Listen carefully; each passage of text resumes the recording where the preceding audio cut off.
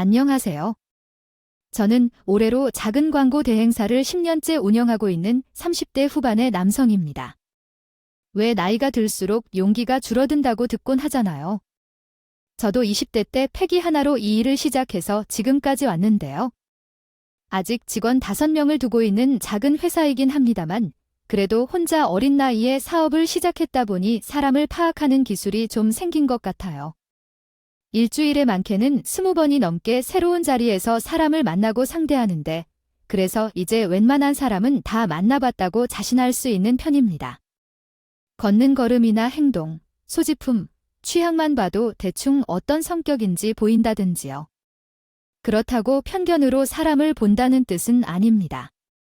제가 쌓은 노하우를 바탕으로 확인을 거치면서 관계를 맺고 또 성향에 맞추어 일을 해나가고 있습니다. 진행하다 보면 실수가 많이 줄어든다고요. 그런데 한 방에 무너진 사건을 겪었답니다. 참 씁쓸하네요. 그래도 한때 제 마음을 다 주었던 한 여자였는데 인생에서 가장 크게 뒤통수를 맞은 사연이 되어 안타깝기만 합니다. 하지만 누군가가 나와 같은 일을 당하지 않았으면 하는 생각으로 용기를 내보려 합니다. 말정이라 생각하고 여러분께 털어놓겠습니다. 끝까지 잘 들어주세요. 일을 끝낸 후에는 운동하는 것이 습관이 되었어요. 사업을 오래 하기 위해서는 체력이 중요하다는 것을 30대 초반부터 절실히 느끼게 되면서 철저히 관리를 시작했답니다. 함께 운동하는 공간에서 남자들끼리 땀 흘리면서 친해지다 보니 어느새 형만큼이나 끈끈한 사이가 되더라고요. 특히 제 PT 선생님으로요. 만난 동생 호건이와는 야구를 좋아하는 취미도 같고 대화가 잘 통해서 사적인 만남도 자주 이어갔습니다.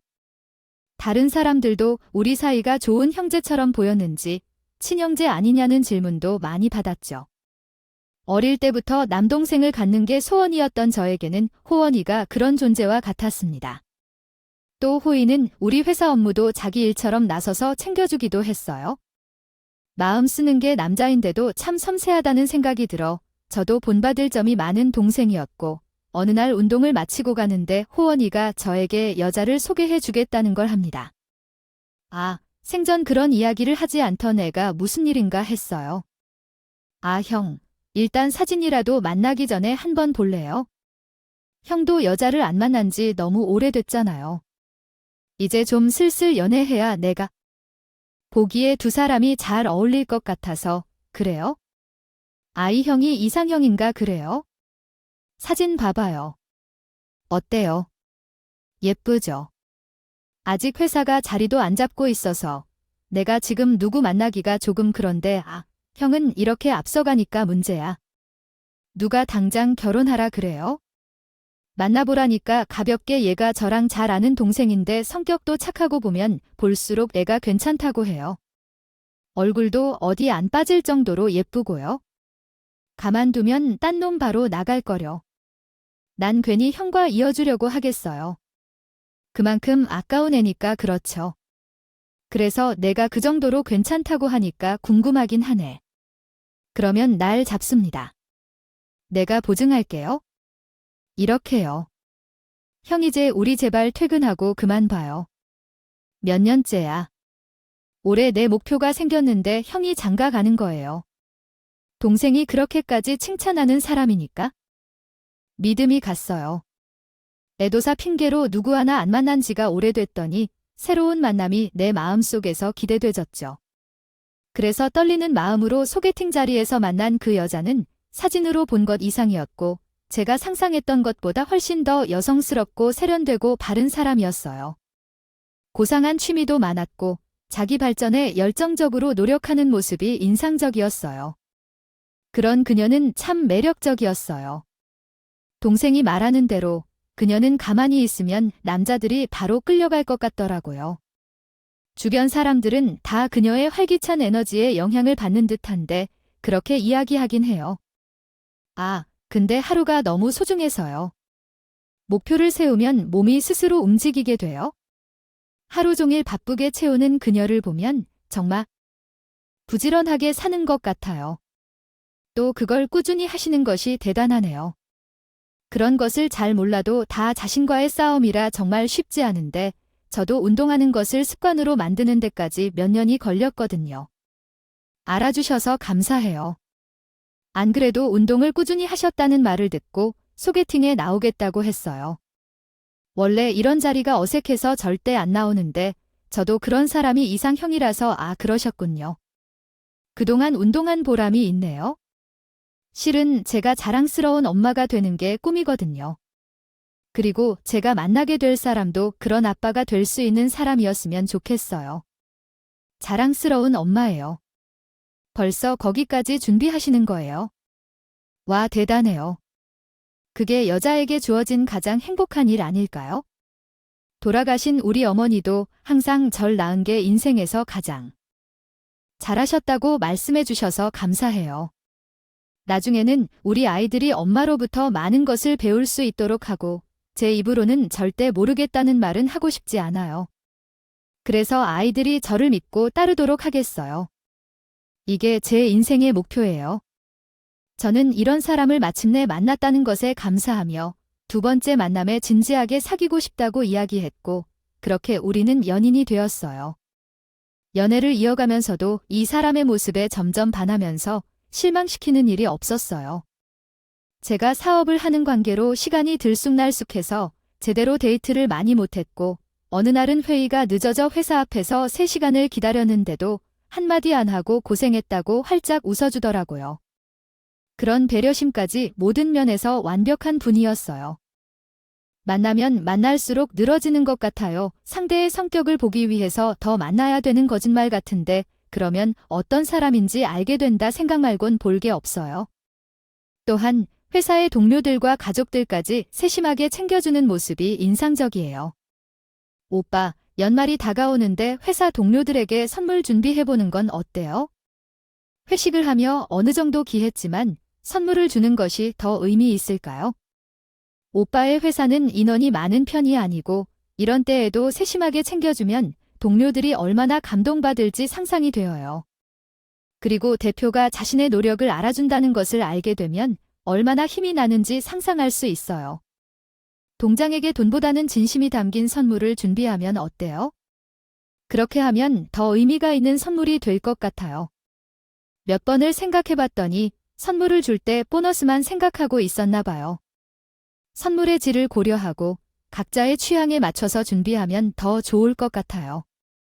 몇 번을 고르고 싶어 하니까 함께 선택하는 것이 좋을 것 같네요. 함께 가자고 하는 사람이 나야 계속해서 했지. 이젠 마인드 개편이 아니라 적절한 맥락 범위에서 사실 기반의 얘기를 나눠 휴가 때나 연락한다든가들 가면서 중시해주라는 말에 의심을 중심에 내가 책임을 옳게 하든가 이 회사 구조도 바꿔야 할지 모르겠다. 늘 이런 느낌이었지. 뜻하는 예를 들어 그래 내 기름으로 성공한 내 안에서도 조금씩 빈자리가 커져가고 그렇게 되면 나도 커져가는 거였지 하지만 생각하는데 이제 알자 알아지면 나조차 읽어봤어. 내가 먼저 알아봐야지. 아직 하지도 않을 때부터 어떻게 마주해야 하는지 뭘 좀 아는 느낌으로 가장해야 하는지 고민과 궁금함부터 제일 내 맘은 경쟁에서 부담과 스트레스 그야 언제든 언제며 나의 처음에 와 있는 해외로 가는 삶의 처음 나의 스스로의 수억 등 내가 갖게 하는 새 한 분이 앉는 애 일을 하면서나 나는 달렸지. 그러다 발이 나구르면 왜지 또다시 나는 든 거를 실은 기업을 쳐터져 하려고 살아갔을 채미오더 그로 촌발길한 낙이 나의 다시 바꾸는 영큐리를 알고 불하냐. 걷다. 얘기를 잘하셨네요. 이벤트는 제가 전문이니까 걱정하지 마시고 편하게 맡겨주세요. 그날 아주 재미있고 감동적인 일이 될 거니까요. 아야, 고마워. 내가 있어서 이런 생각도 못했을 거야. 근데 떨리는데, 근데 형, 근데. 선물을 반지 받게 준비 안 한 거예요? 왜 그렇게 부족하게 보이나요? 요즘 세상에서 프로포즈 할 때 반지 하나만 하는 경우는 거의 없잖아요. 그리고 사진도 중요한데 그래야 주변 지인들이 다 본단 말이죠. 여자들에게 그런 게 중요하거든요. 형이 위치가 있어도 조금 무리를 해서라도 가방 같은 거 하나 준비하는 게 좋을 것 같아요. 가방 형, 생각해보세요. 테이블에 반지 하나만 있으면 너무 허전하고 볼품 없어 보일 텐데요. 이왕이면 반지에 함께 있으면 좋을 것 같아요. 가방까지 같이 꽉 채워지고 훨씬 그림 더 좋을 것 같지 않아요? 형, 설마 그런 돈 아끼는 사람이 아니죠. 결혼 회사이면 그런 계산할 필요 없잖아요. 평생 함께할 운명 같은 사람을 만났는데 안 그래요? 그래도 과한 선물보다는 내 진심을 전하는 게 더 중요한 날인 것 같은데. 아이, 이렇게 순진하다. 참, 나도 거기까진 계획에 없었던 일이라 반지를 좋은 걸로 준비한 거거든. 형, 그 진심이 얼마나 큰지 돈으로도 보여주면 좋죠. 그리고 이 프로포즈는 여자한테 평생 간직하는 기억이에요. 그리고 형, 사업하는 사람인데 주변에서 규모가 작다고 우습게 보일까 봐 그러는 것도 있어요. 난 두 사람 다 잘 시집가 잘 간다는 말 들었으면 좋겠거든요. 형. 그 정도는 충분히 할 수 있는 사람이잖아요. 아이 참, 그래. 한번 생각해 볼게. 시간 얼마나 안 남았어요. 그러지 말고 말한 김에 내일 백화점에 가요. 갔잖아요. 그렇게 우리 둘 결혼에 더 행복해 할 것 같던 호건이가 이벤트를 함께 준비하면서 많은 조언도 해줬어요. 저보다는 이런 쪽에 경험이 있는 동생이자 센스 있는 친구이기도 하니 조언을 따르는 게 좋다는 생각이었어요. 결국 호건이의 말대로 라 생각지도 않았던 명품 가방까지 준비하게 되었습니다. 그리고 그날 호건이의 말대로 감동받아오는 여자친구를 끌어안으며 우린 서로 미래를 약속했습니다. 그날 이후로 결혼 준비까지 모든 것이 순조로웠어요. 그때까지도 본색을 숨기고 늘 그랬던 것처럼 착한 여자친구 역할에 푹 빠져서 고도의 연기로 제가 감쪽같이 속인 것 같습니다. 저 혹시 이 말씀이신가요? 지금 생각해보니 참 소름 끼치네요. 근데 오빠, 나이 가방은 부담스러워서 못 받을 것 같아. 왜 너 생각해서 내가 고른 건데 마음에 안 들어? 같이 바꾸러 갈까? 혹시 어머니한테 이런 가방을 사드린 적이 있어? 어머니, 그게 옛날에 한 번인가 긴가민가 하네. 솔직히 모르겠어? 오빠도 나한테 먼저 이런 선물을 해주면 어떡해? 이렇게 비싼 가방을 갖고도 어디 가서 자랑도 못하게 만드냐고. 물론 친구들한테는 자랑할 수 있겠지만 더 중요한 건 오빠의 가족들이야. 아니야, 엄마가 알게 되면 서운해 하시려나. 당연하지. 어머니한테는 안 해준 걸 내가 먼저 받았다는 게 좀 마음에 걸리네. 그래, 오빠가 사줬다고 하면서 이걸 들고 다니면 어떻게 생각해? 차라리 환불하고 어머니께 먼저 드리는 게 어떨까? 나중에요. 신혼여행 때는 고르기로 했으니 아니야. 일단 산 것이니까 이 가방은 나의 것이지. 자, 그리고 첫째로 엄마에게 따로 해드릴게. 자기는 나도 생각하지 못한 것을 항상 말해줘서 엄마까지 좋은 가방이 생길 거야. 미안해. 우리 오빠가 돈을 너무 많이 쓰게 만든 것 같아. 나는 미안하긴 하지. 난 그렇게 효자로 만들어주는 거라고 생각해. 이런 면에서도 훨씬 더 나아가 볼 줄 아는 사람 같아. 그래서 엄마에게도 가방을 선물하며 효자 역할을 톡톡히 했어. 우리 집 안에서도 속 깊은 며느리로 잘 구해졌다는 말이 들려왔어. 아내가 잘 구해진 덕분에 천군만마가 생겼을까요? 그게 더 깊게 빠질 함정 같네. 그리고 여자친구는 결혼 후에도 소파에 항상 누워있는 모습이나 뒤죽박죽인 모습을 보게 될 거야. 한 번도 보이지 않았어요. 늘 새벽처럼 일찍 일어나서 단장을 마치고 아침 준비까지 완벽하게 해두었어요. 이런 생활은 꿈만 같았습니다. 자기 진짜 부지런하다. 아예 어떻게 항상 예쁜 모습으로 날 맞이할 수가 있어. 부부 사이에도 이런 긴장감은 필요하다. 난 오빠한테 평생 여자로 보이고 싶거든. 연애 때 기분 오래 느끼고 싶기도 하고 내 친구들만 봐도 결혼 후에 긴장이 풀려서 머리 하나로 대충 먹고 후질근한 눈 있고 아줌마처럼 다니는 거 보니까 나도 같은 여자로서 보기 싫었거든. 괜히 게을러 보이고 말이야. 근데 우리도 부부면 서로 이런 모습, 저런 모습 다 보여도 괜찮지 않아? 그러고 보니 나는 지금까지 자기 화장 안 한 얼굴 본 적 없는 것 같아. 언제 보여줄 거야? 아, 그건. 천천히 해. 우리 지금 신혼이야. 벌써 방귀 뿡뿡 끼면서 풀린 모습을 보여주고 싶어. 마리아, 난 그리고 오빠 보면서 연애할 때처럼 계속 떨리면서 행복하게 보낼 거야. 제 앞에서 편안한 모습을 한 번도 보인 적 없던 그 사람은 제게 연애 때와 같은 설렘이 주려고 노력했어요. 저도 그런 걸 알고 나니 참 고마웠어요. 그리고 정말 그 노력 덕분인지 신혼 때까지도 아내의 얼굴만 보면 심장이 두근거렸어요. 그리고 이렇게 더없이 행복한 생활을 이어가던 중 아내가 어느 날 저에게 말했죠. 오빠, 나 3kg 더 찐 것 같아. 입도 옷도 못 입게 커졌다니까. 요꿈, 오빠하고 요즘 저녁 같이 먹으니까 내 얼굴도 더 커졌지. 아, 오빠, 이래 나도 이제 나가면 나줌마 소리 듣겠다. 아이, 뭘, 아직도 예뻐, 예쁘다. 어제 말씀하신 내용을 한국어 문법에 맞게 재구성해 드리겠습니다. 어떤 사람들도 그 사람이 내 눈에는 예쁘다고 생각하고 있고 그렇게 티도 나지 않아. 오빠들은 항상 남자라서 예쁘다고만 말하잖아. 그래서 말이야, 조금은 운동을 해야 될 것 같아. 지금 이대로 놔둔다면 더 퍼지게 생겨버릴 것 같아. 맞아. 난 상관없는 것 같은데 그래도 운동은 꾸준히 하면 좋지. 나도 이번 기회에 오빠가 다니는 그 헬스장에 같이 가볼까? 오빠도 내가 잘 아니까 낯설다고 가기보다는 편한 곳이 더 좋을 것 같아서. 그래, 그럼 우리가 저녁에 같이 하면 되겠다. 그렇지. 그럴 필요가 있어? 나는 당연히 함께 운동하자는 의미라고 생각했는데 보아하니 아내가 그런 의미로 한 말이 아니었던 것 같아. 그래서 물론 꼭 같이 할 필요는 없어. 각자 편한 시간에 하면 돼. 그래 맞아. 운동까지 시간을 맞춰서 같이 할 필요가 있을까? 집중도 안 되고 부부 관계를 사람들 앞에서 과시하고 다니는 것은 별로 좋지 않아 보였는데 매각하는 걸로 결정해요. 아이, 당신이 편한 대로 하세요. 같이 하는 것이 혼자 하는 것보다 낫겠죠. 그러던데 나는 애인과 처음 만날 때 공공장소에서 손을 잡고 그러는 것을 부끄러워하지 않았거든요.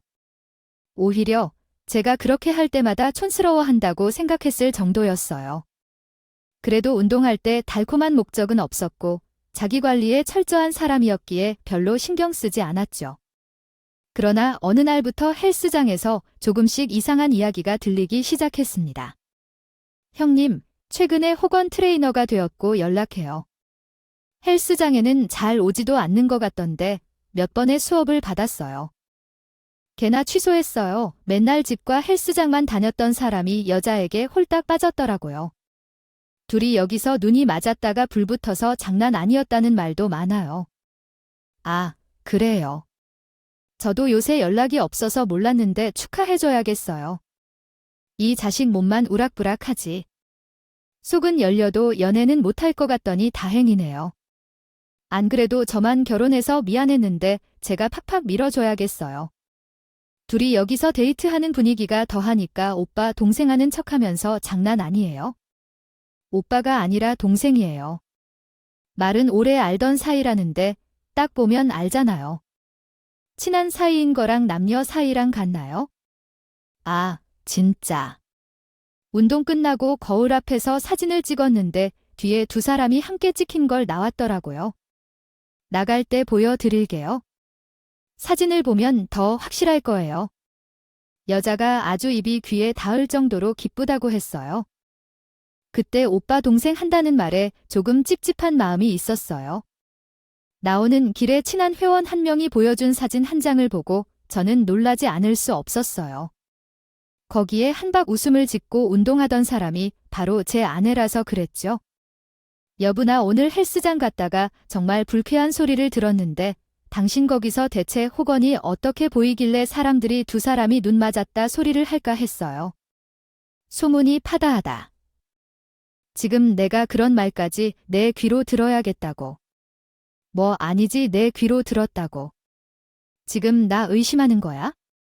사람들 눈에 어떻게 보였으면 남녀 사이란 말이 다 나오냐고. 어머, 오빠는 왜 사람들 말만 듣고 와서 나한테 이러는데. 그래, 당신하고는 오래전부터 친했고 편하니까 또 운동하면서 몸도 만지고. 왜 내가 그런 말을 하게 됐는지 이유를 충분히 생각해 볼 수 있겠지만 결국에는 왜 굳이 나랑 결혼했다는 말을 하지 않은 건지 알 수 없어. 그냥 그 문제를 너 혼자서 해결하면 되었을 텐데 왜 굳이 나한테 그렇게 말하려는 건지 이해가 안 가. 그래서 그걸 말해도 어차피 변할 건 없을 텐데 사람들은 더욱 거슬리고 신나 들을 거야. 난 상대방이 좋아하는 이야기대로 못하겠어. 나는 편안하게 즐거운 운동만 즐기고 있을 뿐이야. 내가 오빠보다 더 먼저 알게 된 사람이니까 당연히 편안할 수밖에 없어. 솔직히 지금 오빠에게 더 실망하고 있어? 왜냐하면 오빠는 사람들의 말만 듣고서 이런 일을 내게 할 수 있다고 생각해서 억울하다. 내가 그런 말을 했던 적이 있었냐고 말하면서 내일부터는 내가 함께 가지 않겠다면 다른 곳으로 옮길 생각이야. 내 이야기를 남들 뒷담화하는 걸 끊어주겠다고 한 건 도저히 기분이 나쁘니까. 그동안 오빠에게 잘 보이기 위해 얼마나 노력하고 살아왔는데 나는 거기 다니는 것도 오빠에게 잘 보이기 위해서 하는 것이라는 건 몰라 안 해도 그날 상황이 충분히 억울할 수 있었다는 건 저도 머리로는 잘 알고 있지만 억울하다고 말할 뿐 끝까지 저와 부부인 사실을 밝히겠다고 말하지 않고 저만 이상한 사람으로 만들고 싸움이 이어졌어요. 다시 보니 의심증 같은 거나 오빠 뭐 아이 한두 사람이 하면 끝나는 말이 아니니까 그렇지 누가 의심증이 그렇잖아 내 말을 믿지도 않고 나 이러다가는 집에 갇혀 살게 되겠어. 이런 식으로 사람을 꼼짝도 못하게 만드는 거야? 혼자서는 아무데도 못 나가게 하고 말이야. 당신도 양보를 안 하니까 이렇게 하는 거 아니야? 내가 운동을 아예 하지 말고 집에만 있으라고요. 아무것도 아니니까 나랑 같이 가던지 다른 곳으로 옮기면 돼. 왜 끝까지 아니라고만 하고 버텨는 거야? 알았어. 알았다고 동네 박낸다. 당신이 내 남편이라고 써붙이고 다닐 거야. 그러니까 어쩔 수 없이 아내는 나와 같이 가서 부부인 걸 밝히게 되었어. 어제까지는 제게 두 사람의 관계를 말하던 회원들도 얼마나 놀랐는지 목격해. 인사도 제대로 못했더라고 해. 그래도 이 사실을 밝히고 난 후엔 모든 소문이 잠잠해질 거라고 생각하며 마음을 잠시 풀었어. 실제로 둘 사이가 친해서 그럴 수 있는 문제를 사람들이 이상하다며 몰아갈 수 있다고 생각해. 이상한 어조가 있었다지만 그걸 쫓지 못했던 게 아직도 한이야. 당시에는 그 정도로 넘어갈 수 있다고 믿었고 그리고 그때부터 안도하지 않나. 다른 사람들의 주목을 신경 쓰게 되어 평소처럼 운동에 집중할 수 없었던 순간이었어요. 그렇게 되니까 미안한 마음도 가지고 있었고 한두 달이 지난 후에야 아내와 비슷한 시간에 운동을 하게 되었죠. 야근 후에 도착이 조금 더 늦어지고 어떤 날은 더 늦게 도착할 때가 있었죠. 그런 날 중 하나는 헬스장 입구부터 소란스럽게 들떠 있어서 내려가 보니 리셉션 문이 잠겨 있어서 사람들이 밖에서 줄을 서 있었어요. 아, 누구냐? 아저씨, 대답 좀 해봐요. 아, 미치겠네. 집에 들어갈 수 없어요? 어떻게 가라고 이래요? 누굴 부르세요? 도둑이라도 들어온 거 아니냐고. 아이 살아있는데 문이 왜 잠겼어? 진짜 잠겼는지 확인해봐. CCTV도 확인해봐. 진짜 답답하다. 간장도 안 나오네. 어떻게 좀 해보세요. 시간 없어요? 아이씨, 죄송합니다. 죄송합니다. 회원님. 조금만 기다려주세요. 지금 사람을 불러서 오는 중이에요. 나 약속 시간은 다니까. 그런데 열쇠 수리하는 기사까지 와서 문을 뜯고 나니 갑자기 안에서 수건을 쓰고 얼굴을 숙인 채 아내가 난처한 표정으로 나오는 거예요. 사람들은 안에 있으면서 왜 대답도 안 했냐고 화가 잔뜩 난 표정이었지만 잊지 못했습니다. 남녀 둘이 나오는데 아이, 누구나 똑같은 상상을 하지 않았겠습니까? 왜 당신이 여기서? 어머, 둘이 안에서 뭔 짓을 하고 있었대? 아유, 뭘 물어? CCTV 없는 데서 뻔하지? 왜 여기서? 이날 일에? 아유, 나 뜨거워 죽겠다. 정말, 그리고 이 일에 누구보다 화를 느끼었어요. 참지 못한 것은 나였습니다. 그대로 몸을 돌려 집으로 돌아왔고 두 사람은 뒤따라 귀를 쫓아왔습니다. 둘이 심각한 대화를 나눌 예정이었던 것 같더군요. 정신없이 내 앞에서 그 이유를 설명하려 애썼습니다. 아, 오해하지 않아도 돼요? 형들아, 들어봐. 정말로 난 다 설명할 테니까 잠깐 이야기할게. 그렇게 된 거라니까. 형, 그럼에도 불구하고 우리 대화를 들어보아야지. 무슨 일인지 남녀가 문을 잠가가는데 난 이렇게 해도 왜 그렇게 이상한 것 같아요. 의심 발작으로 오해를 부리지 않으려는 것은 나만 왜 이상하게 만들고 공포스러운 놈을 만드냐고 잘못했어요. 사실 내가 임신했습니다. 예, 임신. 근데 둘이 왜 그 문제에 대해 논의하죠? 아니, 너는 형, 두 사람을 소개해준 나인데 왜 나를 의심하죠? 만약 내가 좋았다면, 형, 소개를 해주기 전에 꼬셨다면? 안 그러지요. 우리는 정말 아무런 감정도 없다는데 요즘 형하고 사이가 좋지 않다는 말을 듣고 어떻게 임신 소식을 알려야 할지 얘기했었어요. 깜짝 이벤트 같은 걸 준비하려고 그냥 임신했다고 알리면 그럼 이 기회에 우리 관계도 좋아질 것 같아서 부탁하려고 잠깐 얘기했었던 거예요. 근데 오빠가 요새 예민한 상황인데 이때 따로 둘이 연락하고 만나면 더 신경 쓸 것 같다고 생각해서 잠깐 오빠 없이 얘기해야 한다는 결론을 내렸어요. 미안해요. 오해하지 말아주세요. 형 사람들도 어떻게 볼지 생각하고 행동해야지. 그래도 소문이 안 좋은데, 오늘 일은 내가 생각이 짧았어요. 미안해요. 우리가 그냥 급해서 오빠한테 하루빨리 알리고 싶었던 거든요. 그리고 어머니께도 알려야 해요. 도와주고 말해주셔서 감사해요. 어머니께도 물어보시고 오빠에게 말씀하시는 것 몇 일 기다려주시면 되니 부탁드립니다. 그러면 정말 제 말을 믿어주실 거예요. 제가 말한 것이 사실인지 요즘 소문이 자자한 것 같아요. 그러한 이유로 제가 책임을 느끼고 있어요. 제가 좋아하는 사람들 때문에 일이 이런 식으로 전개되었고 형과 예전처럼 사이가 이상해질까 봐 걱정도 되네요. 정말 어렵네요. 순간 그 말을 듣고 호원이가 결혼 전에 제게 양면 지지를 해주며 결혼 준비를 도와줬던 일이 생각나 미안한 마음이 들었어요. 아내도 우리 관계를 회복하려고 노력했던 건데 그것을 절로 부정적으로 해석한 것 같아서 더욱 죄송해요. 그렇습니다. 죄송합니다. 두 분을 의심하지 않고 믿는 태도를 보이지 않아서요. 둘이 거기서 나오던데 순간 오만 상상이 다 들더라고. 사람들도 그렇게 당연히 볼 걸 생각하니까 나도 감당이 안 되더라. 이제 나 거기 갈 일 없을 거니까 너무 신경 쓰지 마. 서로 좋게 풀고 난 뒤 저는 아내가 임신했다는 소식이 실감나서 정말 행복해하며 오랜만에 셋이서 저녁을 먹으며 단란한 시간을 보냈습니다. 그리고 헬스장에 가서도 이젠 누가 뭐라든 그런 소문에 흔들리지 않고 강하게 대응해야 한다고 생각했어요. 그런 소문 때문에 사랑하는 아내와 동생까지 잃고 싶지 않았으니까요.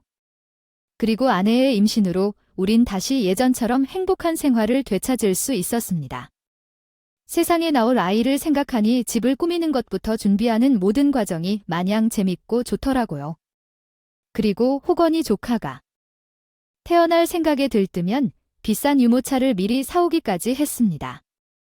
얘야, 이렇게 비싼 걸 사오면 어떻게 하냐. 미안해서 이거 엄청 비싸던데. 내가 나중에 너 결혼하면 축의 많이 해야겠다. 미안해서 어떻대. 에이, 형, 우리가 이 정도도 못 해줄 사이예요. 나는 한텐 하나뿐인 조카인데.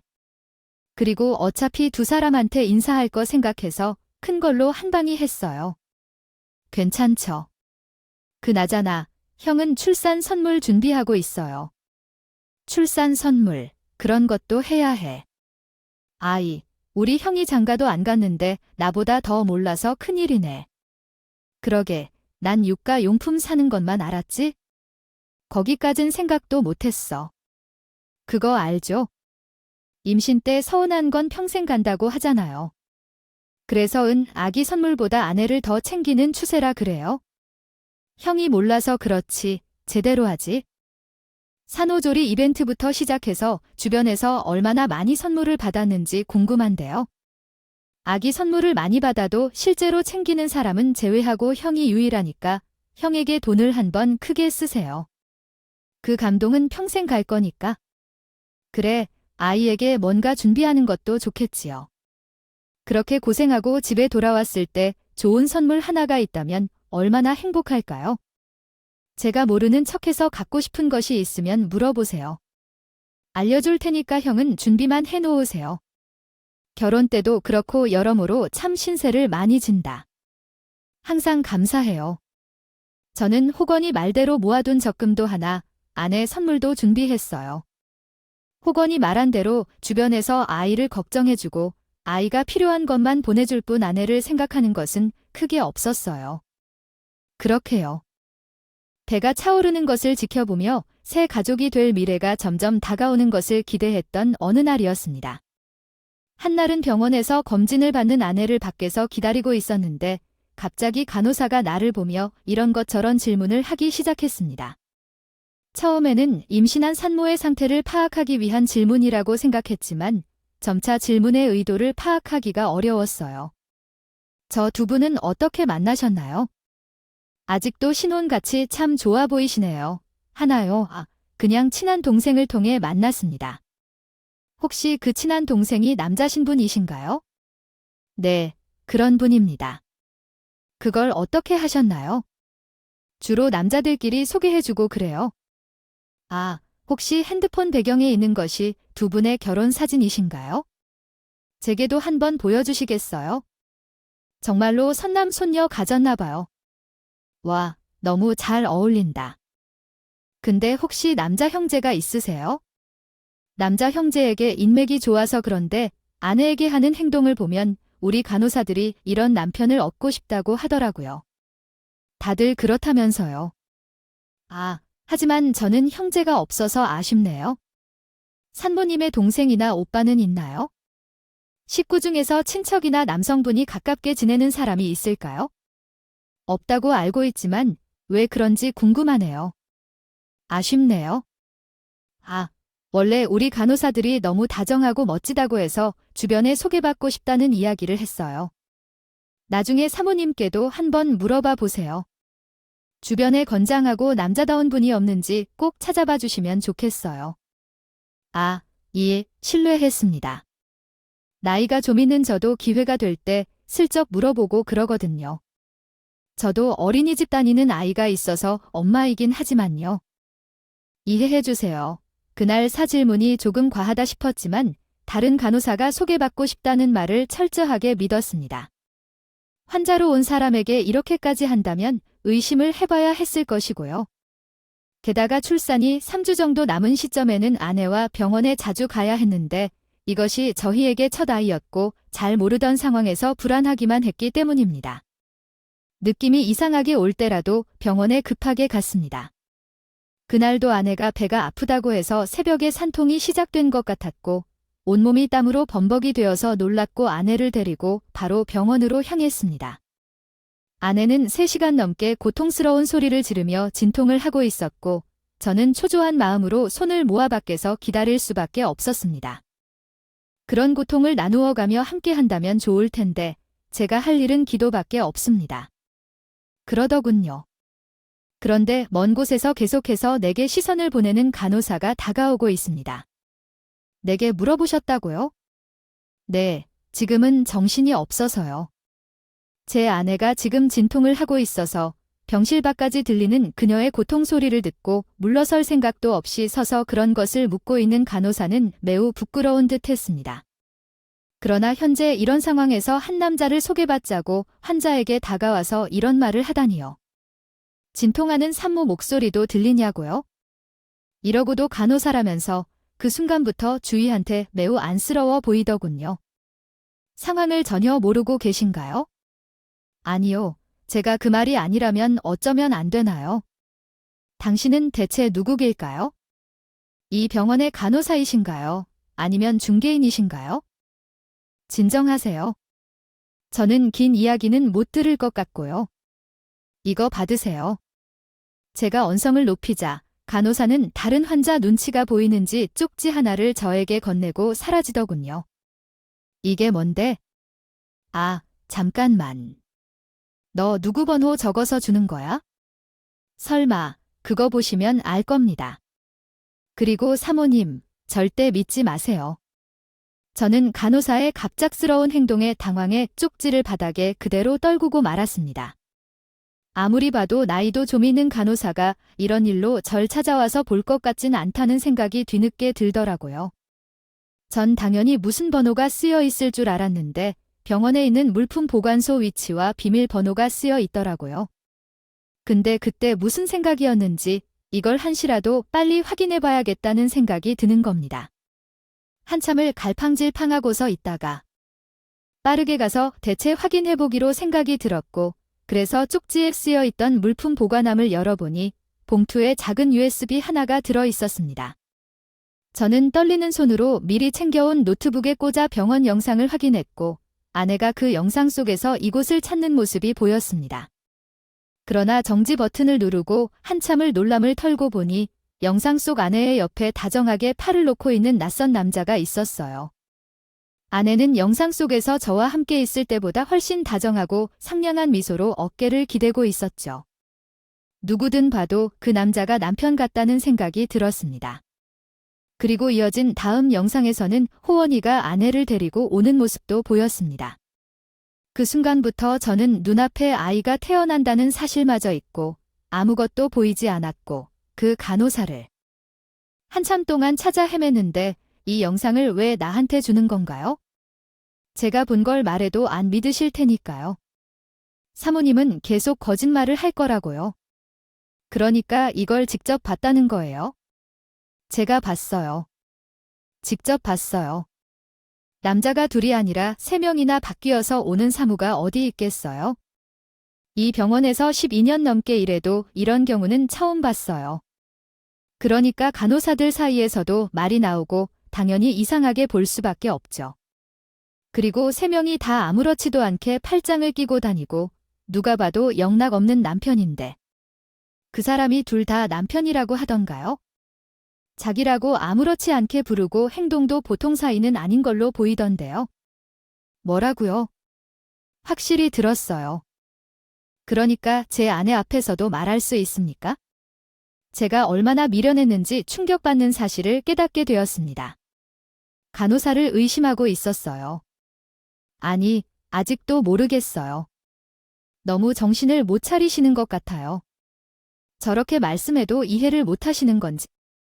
여기 산부인과에서 일하는 간호사예요. 불륜자나 돈을 빼앗는 사람이라는 것은 아니라고요. 환자가 바람을 피우거나 남자를 만나는 것과는 아무 상관이 없어요. 그래도 왜 이런 얘기를 하는 건지요? 말했잖아요. 저도 간호사예요. 엄마라고 해도 일해본 적 있으니까 지금부터는 제대로 해야 한다는 걸 알려드리려는 거예요. 철저히 제 일로 넘어가려다가 엄마로서 책임지지 않으면 안 된다고 생각했어요. 영상을 유출하는 것조차도 많은 용기가 필요했습니다. 그러고 보니까 회복하여 주고 있는 분이나 다름없어요. 그때는 왜 그 형에 대한 이야기를 자세히 묻지 않았을까 생각해봤어요. 문득 영상 속 남자가 그 남자일 것 같은 느낌이 들었습니다. 곧 태어날 어제까지 내 아이라고 생각한 아이의 아버지도 그랬죠. 그리고 그때부터 아내가 무얼 하고 있는지를 머릿속에서 지워버리고 싶었어요. 아내가 진통으로 소리치는 것만큼이나 내가 소리쳐서 절규하고 싶었거든요. 더 자세히 그 남자의 얼굴을 보고 앞으로 어떻게 문제를 해결해 나가야 하는지 생각했어요. 그건 한때의 아내와 과거였다는 생각이 들었습니다. 만일 내 아이의 아버지라면 어떻게 했을까? 정말 여러 가지 생각이 다 들었어요. 얼마 후 마음이 복잡해진 채 집으로 향하던 중 호원이가 나타나더라고요. 그리고 마지막으로 호건이가 나한테 이 사실을 알려줄 것이라고 말했습니다. 호건이의 표정만 보아도 알 수 있었어요. 모든 걸 알아야 해. 형 나왔어. 어떻게 됐어? 아직 진통 중이래. 그런 것 같아. 난 커피나 한 잔 마시러 가려고. 너도 같이 갈래? 아이고, 아무리 그래도 옆에 있어야 해. 아닐까? 때 되면 나오겠지? 내 자식도 아닌데 그렇게까지 신경 쓸 필요 있나? 그 말이 끝나면 무섭게 호건이 표정을 살피더니 갑자기 큰 덩치가 손을 벌벌 떨더니 맥이 풀리는지 주저한다. 이요, 형, 그게 무슨 소리야? 이 병원에 팔짱 끼고 온 남자가 나까지 총 실화대요 생각했다면 모든 걸 사실대로 말해줬으면 좋겠어. 몇 시간 안 남았어. 나도 너에게 마지막으로 기회를 주는 거야? 공범이야? 아, 너도 내가 가만두는 것 같아 날 끝까지 기만한 줄 똑똑히 묻고 벌 줄 거야. 잠깐만, 형. 말할게요. 전부 다 말할게요. 그리고 제가 호건을 통해 충격적인 아내의 과거를 들었습니다. 알고 보니 영상 속 남자와 아내는 10년 이상이 되는 동안 함께 사기를 치며 돈을 챙기는 관계였고, 아내는 그 남자와 과거를 정리하고 나와 결혼하려고 마음먹고 끊으려고 했었던 것이었습니다. 그러나 돈이 필요한 순간마다 그 남자가 나에게 모든 것을 알고 있다며 협박했기에 끊지 못하고 그 관계가 계속됐던 것입니다. 호건 또한 그중 한 명이었고 그 와중에 그 남자와의 아이를 가진 채로 남게 된 것이었습니다. 한동안 충격으로 머리가 지끈거리던 차에 아이를 낳았다는 소식을 듣고 데리러 왔고 아이의 얼굴을 보자 더 크게 놀랐습니다. 그 남자를 닮은 아이가 우렁차게 울고 있었습니다. 눈물과 땀으로 지쳐 있을 때 지친 아내를 보면서도 마음이 전혀 최근하지 않았습니다. 그저 지독한 여자로만 보였고 용기 있는 아들이 9km 걸어 건강하게 나왔다는 소식을 듣고도 아빠의 모습을 보면 저 아빠 아닌 것 같다라는 생각을 하기까지 했습니다. 아버지를 속이고 싶은 마음이 클 것 같았으면서도 오빠의 말에 의사들의 당황한 표정도 묵묵했지만 그것이 언제까지 다른 자식을 제 자식으로 속여야 하는지 잘 알던 사실에 대해 생각했습니다. 아내 또는 그 여자의 회복이 아직 완전히 이루어지지 않은 상태로 집으로 돌아오자 그녀를 다시 마주하는데 소름이 끼쳤습니다. 잘못을 저질렀다고 느꼈습니다. 오빠, 내가요. 말하고자 했는데 도저히 용기를 내지 못했어요. 정말로 속여서 말한 것이 아니라 이것을 말하면 내 과거를 다 드러내야 해서 그게 도저히 되지 않을 것 같아서 두려웠어요. 듣고 나면 나를 떠나갈까 봐 두려워했죠. 하지만 나는 그런 사람과 함께한 시간이 참 어려웠는데 후에 다시 얽히기 싫고 결코 돌아가고 싶지 않은 과거였어요. 그래서 그 과거에 대해 하나도 물어보고 싶지 않아요. 과거는 과거일 뿐이에요. 하지만 그것을 과거로 만든 건 너였어요. 여기까지 오면서 누구를 탓해야 할까요? 그래, 맞아. 오빠의 말이 다 맞았어요. 근데 오빠를 만난 후 얼마나 행복했는지 모르겠어요. 전생에 다시 태어난 것 같았어요. 노력하고 오빠와 잘 지낼 생각을 하면서 더 잘 살게 될 거예요. 제가 지금까지 정말로 노력하고 잘해왔다는 건 제가 잘 알아요. 용서해 주세요. 너는 지금 무슨 짓을 저질렀는지는 모르겠어요.